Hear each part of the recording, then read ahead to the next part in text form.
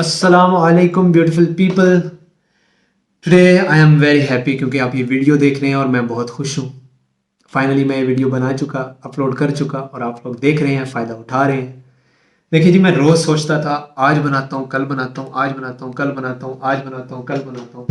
ना वो आज आया और ना वो कल आया because of my hectic routine. बहुत मसरूफ़ लाइफ है यहाँ पे। कहाँ चले गए हो, क्यों चले गए हो, कैसे चले गए हो? 3 क्वेश्चन हैं आपके, नोट किए हैं मैंने। मैं इसको साइड पे कर रहा हूँ क्योंकि मेरे जहन में वो सारे क्वेश्चंस हैं। मैं जो बातें करूँगा उन सब में वो क्वेश्चंस के आंसर हैं जो आपने मुझसे पूछे। सबसे पहले मैं अपने बारे में बताऊँ। नाम तो सब आपने सुना होगा। इब्तदाई तालीम अपने नवाही शहर लाहौर से हासिल की। आला तालीम की गर्ज से लिथुआनिया चले गए। वेट, कहाँ? लिथुआनिया क्या मतलब? ये कहाँ है? खबरदार, किसी ने मुझसे अब अगर पूछा कि लिथुआनिया क्या है और कहाँ है, गुस्सा आता है भाई। हम यहां आ गए हैं, इसको फेमस करेंगे यार। तो आखिरी बार बता रहा हूं, लिथुआनिया क्या है? लिथुआनिया एक कंट्री है, बहुत खूबसूरत कंट्री है, मान लो। बता रहा हूं मैं तुम्हें, भूल जाओ स्पेन को, भूल जाओ फ्रांस को, भूल जाओ इटली को, भूल जाओ जर्मनी को, भूल जाओ यूके को। लिथुआनिया आओ, बहुत स्कोप है ब्रो। सबसे पहले जी, लिथुआनिया यूरोपीय यूनियन का हिस्सा है जिसे शेंजन स्टेट कहा जाता है। लिथुआनिया एक बाल्टिक कंट्री है, और भी बाल्टिक कंट्रीज हैं 2, जिसको लेटविया और इस्टोनिया के नाम से जाना जाता है। लिथुआनिया जो है वो लेटविया और इस्टोनिया दोनों के नीचे है। सही हो गया? वैसे इनसे बहुत ऊपर है लेकिन जोग्राफियाई लिहाज से नीचे है। लिथुआनिया का कैपिटल विल्नियस है। लिथुआनिया के पॉपुलेशन 2.8 मिलियन है। ये 2.8 मिलियन 2022 में भी थी और अब भी है, क्योंकि यहाँ पे पठान नहीं एग्जिस्ट करते जो यहाँ की आबादी बढ़ा सके। तो भाई अभी भी इसकी आबादी राउंड अबाउट इतनी होगी जो कि तकरीबन 3 करोड़ बन जाती है ना। तो आबादी, रकबे के लिहाज से आबादी बहुत कम है, तो दे नीड यू। आ जाओ। अब आते हैं जी, मैं यहाँ क्यों आया। मैं यहाँ इसलिए आया for the purpose of education. लेकिन उससे पहले मैं बता दूं कि लिथुआनिया शेंजन का हिस्सा है। ठीक है, रशिया से आज़ाद होने के बाद ये शेंजन जोन में इंक्लूड हो गया था भाई। अब अगर आप इसका वीज़ा लेते हैं तो आपको दूसरी कंट्रीज में जाने के लिए शेंजन वीज़ा नहीं चाहिए होता। You can just book the ticket and move there. बहुत सारी कंट्रीज हैं जहाँ पे अब आप जा सकते हैं, क्योंकि लिथुआनिया वीज़ा नहीं देता, लिथुआनिया डायरेक्ट टीआरपी देता है। जी हाँ, आपको पता है कि कुछ कंट्रीज में जाने के लिए आपको वीज़ा चाहिए होता है, उसके बाद आप वहां जाते हैं तो आपको रेजिडेंस परमिट चाहिए होता है। लेकिन लिथुआनिया ने ये काम आसान कर दिया है डायरेक्ट टीआरपी देते हुए। ये डायरेक्ट टीआरपी देता है। जी हाँ, आपने बिल्कुल सही सुना, लिथुआनिया स्टूडेंट्स को या वर्कर्स को डायरेक्ट टीआरपी देता है। उसने झंझट खत्म कर दी कि पहले वीज़ा लेके आओ फिर टीआरपी के लिए अप्लाई करो। उसने कहा नहीं भाई, टाइम ज़ाया करो, टाइम बचाओ। हमारा टाइम बहुत इंपॉर्टेंट है, आपका टाइम भी बहुत इंपॉर्टेंट है।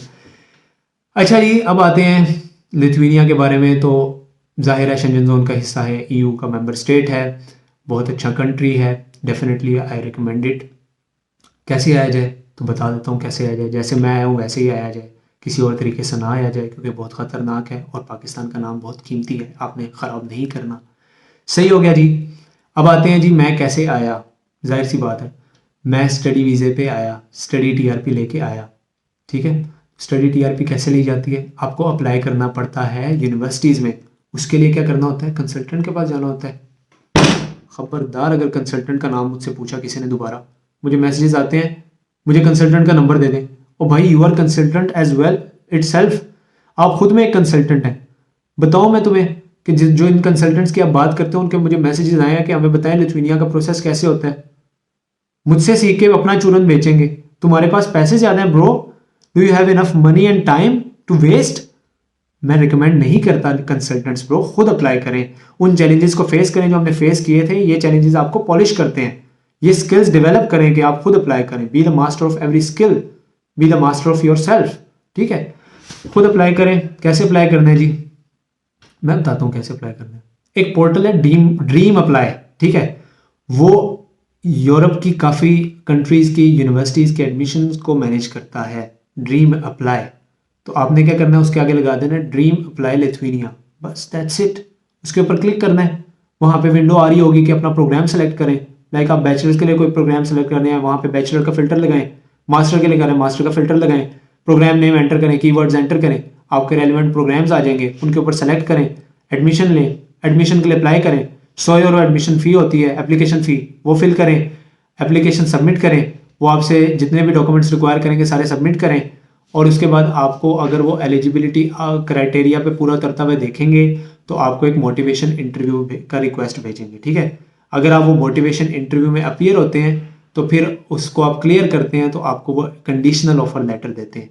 देखिए जी, मोटिवेशनल इंटरव्यू का मेन मकसद होता है आपकी इंग्लिश लैंग्वेज स्किल्स को असेस किया जा सके, क्योंकि लिथुआनिया में स्टूडेंट से आइल्स सर्टिफिकेट नहीं रिक्वायर किया जाता, इंग्लिश लैंग्वेज सर्टिफिकेट नहीं रिक्वायर किया जाता, तो वो आपका इंग्लिश लैंग्वेज स्किल्स को इंटरव्यू में असेस करते हैं, सही है। दूसरा, आपसे ज़ाहिर है वो क्वेश्चंस पूछते हैं कि आप इस प्रोग्राम में, इस कंट्री में, इस सिटी में, इस यूनिवर्सिटी में क्यों आ रहे हैं, पहले क्या किया, क्यों किया, कैसे किया, सब पूछते हैं। उसके बाद वो आपको कंडीशनल ऑफर लेटर देते हैं। लेकिन एक मिनट, कौन से डॉक्यूमेंट्स चाहिए जो आपने अप्लाई करना है ब्रो? देखो, सबसे पहले तो आपको किसी और कंट्री में जाने के लिए पासपोर्ट चाहिए होता है। डॉक्यूमेंट्स की अगर बात करें, पासपोर्ट की पिक्चर वो मांगते हैं, अगर नहीं है तो आईडी कार्ड की भी पिक्चर चल जाती है at the stage of university application, ठीक है। उसके बाद आपके एजुकेशनल डॉक्यूमेंट्स, लाइक आप बैचलर्स के लिए आ रहे हैं तो आपका इंटरमीडिएट सर्टिफिकेट हो जो हायर एजुकेशन आपने की है वहाँ से, और उसके बाद अगर आप मास्टर्स के लिए आ रहे हैं तो आपका बैचलर का सर्टिफिकेट हो, ठीक है, जो कि जाहिर सी बात है आपके रिस्पेक्टिव बोर्ड से अटेस्टेड हो, और मिनिस्ट्री ऑफ फॉरेन अफेयर से अटेस्ट ना भी हो, वो अगले स्टेप में अटेस्ट करवाना जरूरी है, जो मैं आपको बाद में बताऊंगा। आपने अप्लाई कर दिया, यूनिवर्सिटी से कंडीशनल ऑफर लेटर आ गया, अब आपने भरनी है फीस। फीस होती है यहाँ की यूनिवर्सिटीज़ के, लेकिन scholarships option are there, so do apply for the scholarship option as well. Scholarship in a sense कि आपको फी वेवियर स्कॉलरशिप की ऑप्शन यहाँ पे मिल जाती है, तो उसके लिए अप्लाई ज़रूर कीजिएगा, ठीक है। मिले ना मिले वो बात की बात है। अच्छा जी, फीस जहाँ तक है तो फीस बहुत नॉमिनल है। अगर बैचलर की बात करें 2000 से 4000 यूरो पर ईयर आपको पे करनी पड़ती है पाकिस्तान से, और उसके बाद वो पूरे एक साल की होती है। और मास्टर्स के लिए आ रहे हैं तो 5000 से 6500 या 6000 यूरोज तक आपको पे करनी पड़ती है, जो कि बड़ी नॉमिनल है। सही हो गया जी, आपको फीस पे कर दी, अब आपको मिलेगा अनकंडीशनल ऑफर लेटर, सही है। उसके साथ आपको मिलेगा माइग्रेस नंबर। व्हाट इज माइग्रेस नंबर बताते हैं भाई, यहां तक समझ आ गई आपको? ठीक हो गया, आपने एडमिशन सिक्योर कर लिया। अब आपने यूनिवर्सिटी का नाम रट लेना है कि मैंने इस यूनिवर्सिटी में अप्लाई किया था। बाय द वे, यूनिवर्सिटीज़ की जहाँ तक बात है तो यहाँ पे दो इंटेक्स अवेलेबल है, स्प्रिंग और ऑटम।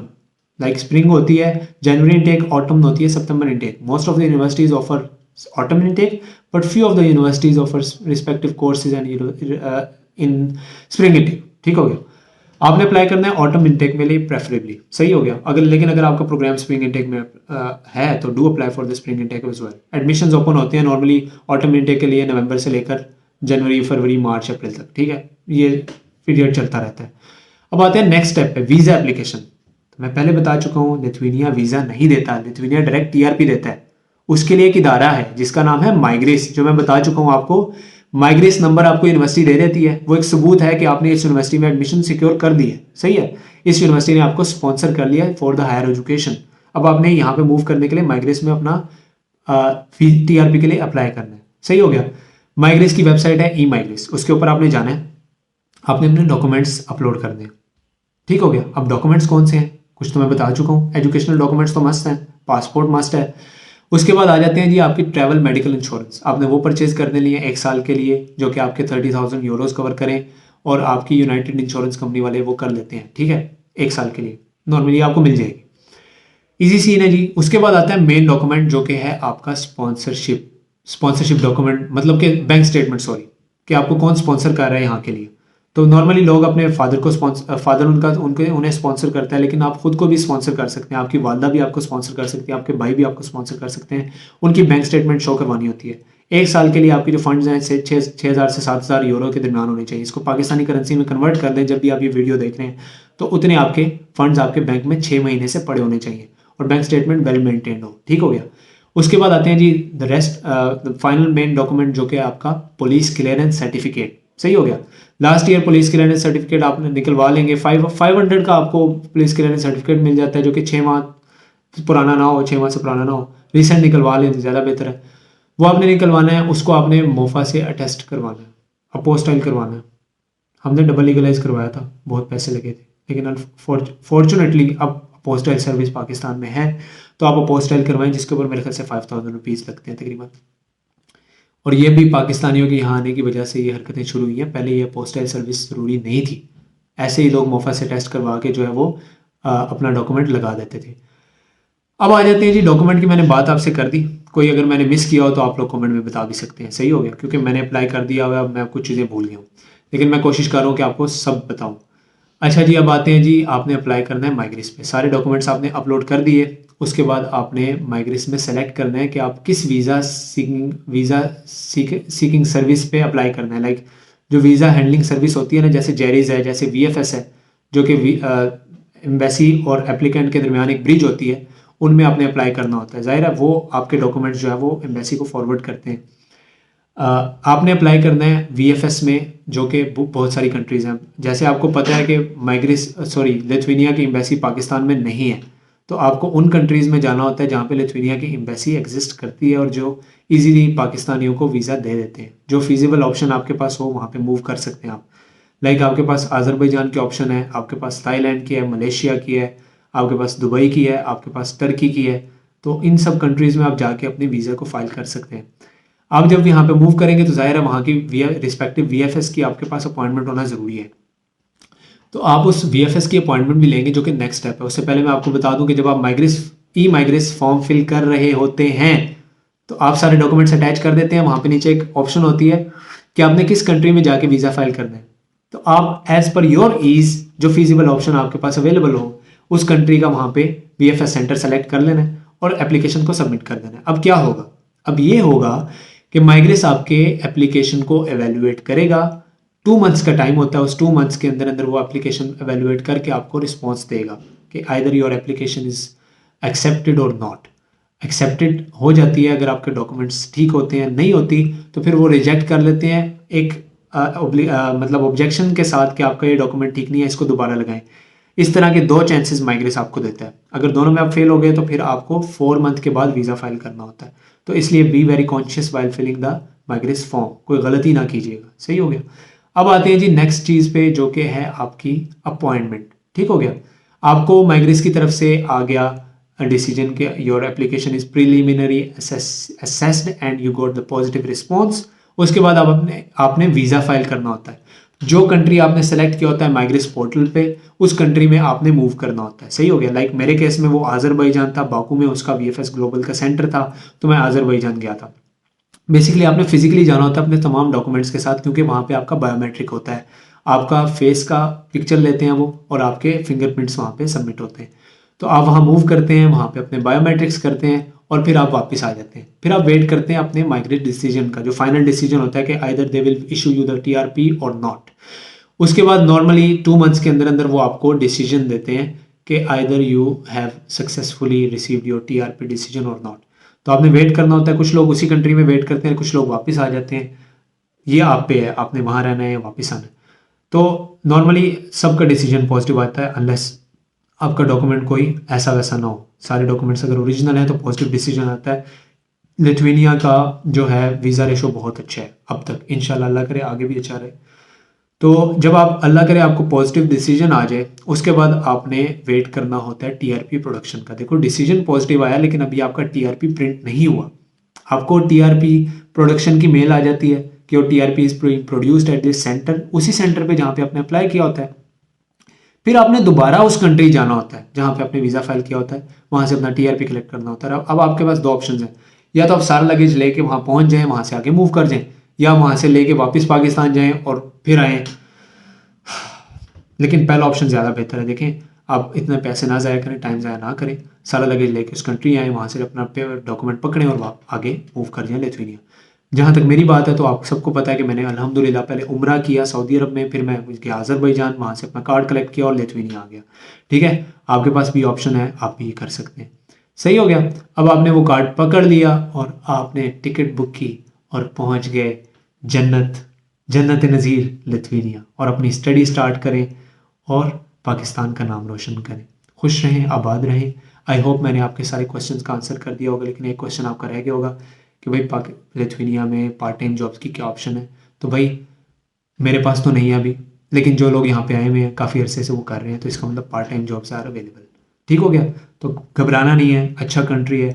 और सबसे बड़ी बात लिथुआनिया की ये है कि यहाँ पे कॉस्ट ऑफ अकोमोडेशन बहुत लो है। अब इस वक्त मैं जिस अपार्टमेंट में रह रहा हूँ, हम 4 लोग हैं, मतलब 4 बेडरूम्स हैं हमारे पास और हम इसका पे कर रहे हैं 900 यूरो, जो कि बहुत इकोनॉमिकल ऑप्शन है और ये सिटी सेंटर के अंदर है। लाइक अगर आप बाहर की रीजन में लेते हैं तो वो सस्ता मिल जाता है, लेकिन मेन सिटी में आप जब लेते हैं तो वो अपार्टमेंट एक्सपेंसिव होते हैं। लेकिन कहने का मकसद है यहाँ पे कॉस्ट ऑफ लिविंग बहुत सस्ती है। आप जो है यहाँ पे ग्रोसरी भी मतलब कंपैरेटिवली दूसरी कंट्रीज़ के बहुत सस्ती है। Which is one of the cheapest country to live in Europe, ठीक है। तो बेहतर इसलिए ये ज़्यादा प्रेफरेबल ऑप्शन है आपके लिए।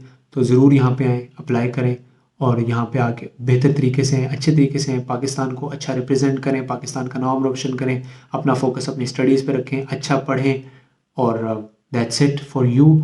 अगर मैंने आपका कोई क्वेश्चन मिस कर दिया है तो सबसे पहले तो बहुत बहुत माजरत, लेकिन आप कमेंट सेक्शन में वो क्वेश्चन पूछ सकते हैं। I will do respond to you as well. सही हो गया जी।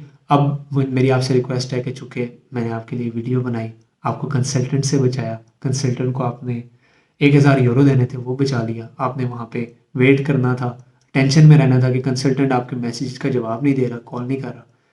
तो मेरी भी एक फेवर बनती है, इस वीडियो को लाइक कर दें, मेरे चैनल को सब्सक्राइब कर दें, शेयर कर दें। अगर आपको लगता है कि वीडियो अच्छी है और इससे किसी का फ़ायदा होगा तो मेरे लिए इससे बढ़ के कोई खुशी नहीं हो सकती, क्योंकि मैं आप सबका फ़ायदा चाहता हूँ। लेकिन आपने ये मेरे साथ कमिटमेंट कर दिया कि आप जहाँ भी जाएं पाकिस्तान का नाम रोशन करें।